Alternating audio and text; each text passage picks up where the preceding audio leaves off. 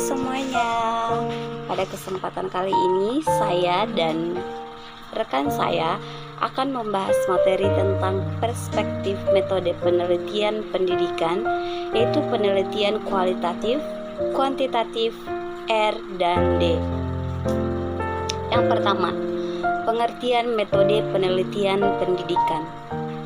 Metode penelitian pendidikan adalah cara ilmiah untuk mendapatkan data yang valid dengan tujuan dapat ditemukan, dikembangkan, dan dibuktikan suatu pengetahuan tertentu sehingga pada gilirannya dapat digunakan untuk memahami, memecahkan, dan mengantisipasi masalah dalam bidang pendidikan.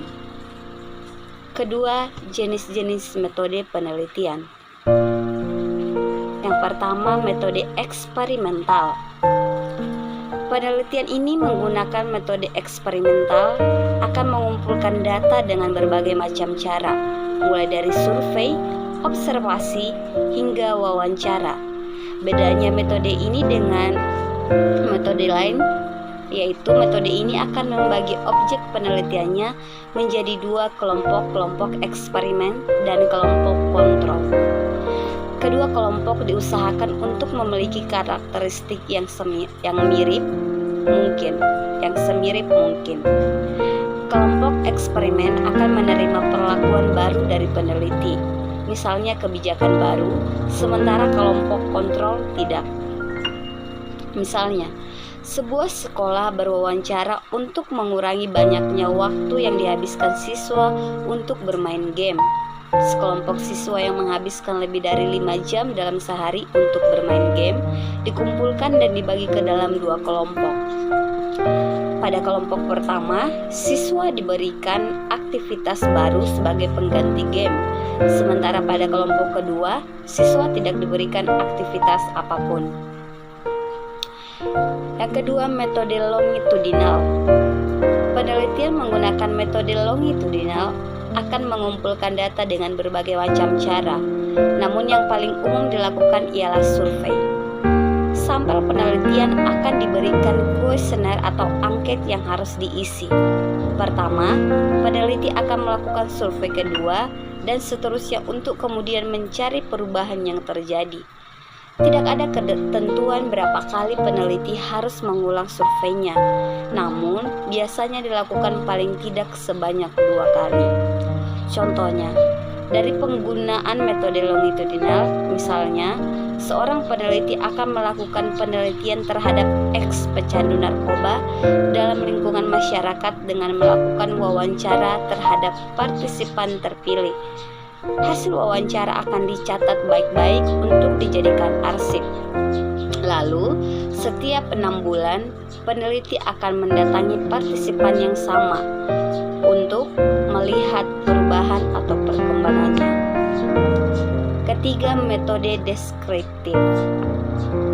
Penelitian dengan metode deskriptif, peneliti akan mendeskripsikan suatu fenomena dengan berdasarkan pada pengalaman partisipan riset serta hasil observasi yang telah dilakukannya.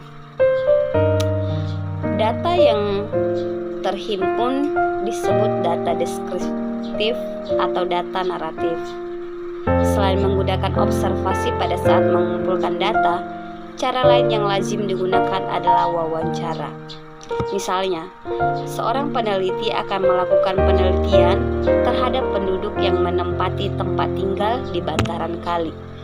Sebelum melakukan penelitian, peneliti akan membuat rumusan masalah berupa pertanyaan-pertanyaan yang umumnya dimulai dengan kata tanya apa.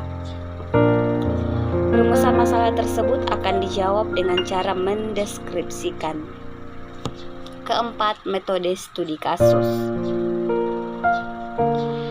Penelitian yang menggunakan metode studi kasus biasanya memperoleh data yang dibutuhkan lewat berbagai cara, dimulai dari wawancara, observasi, ataupun pemeriksaan dokumen. Perbedaan dari metode ini dengan metode yang lainnya adalah lingkup penelitian yang lebih terbatas, sehingga memungkinkan peneliti untuk melakukan penelitiannya secara lebih mendalam. Data yang yang diperoleh kemudian akan diolah dan dianalisis setelah sebelumnya peneliti terlebih dahulu melakukan coding atau merangkai variabel-variabel yang saling berkaitan untuk kemudian dianalisis, baik secara manual maupun dengan bantuan dari perangkat lunak pengolahan data.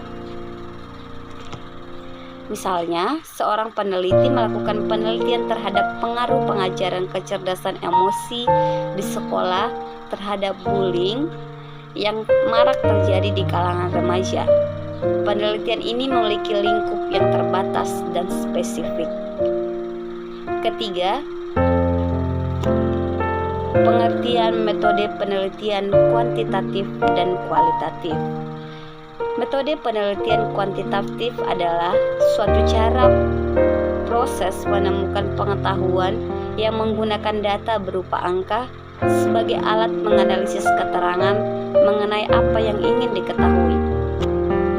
Sedangkan metode penelitian kualitatif adalah penelitian yang bermaksud untuk memahami fenomena tentang apa yang dialami oleh subjek penelitian, misalnya perilaku, persepsi, motivasi, tindakan, dan lain-lain secara holistik, dan dengan cara deskripsi dalam bentuk kata-kata dan bahasa pada suatu konteks khusus yang alamiah dan dengan memanfaatkan berbagai metode alamiah.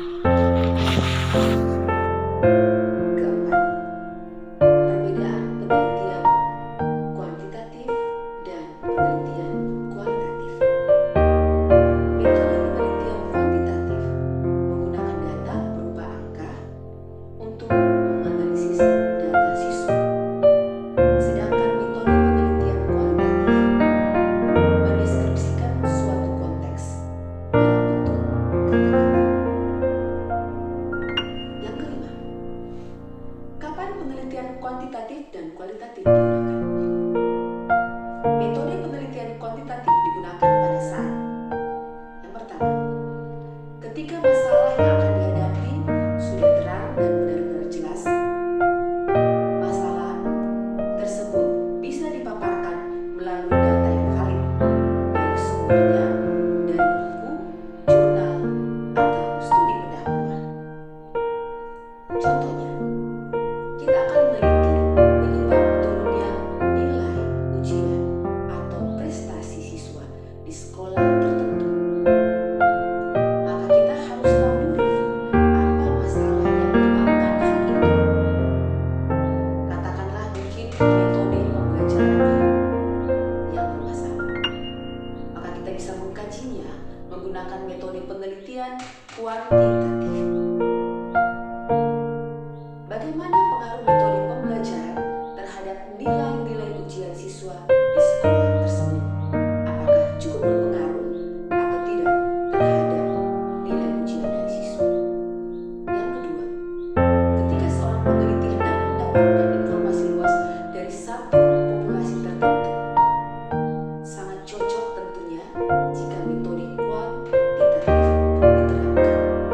Pasalnya, dalam mengumpulkan data, metode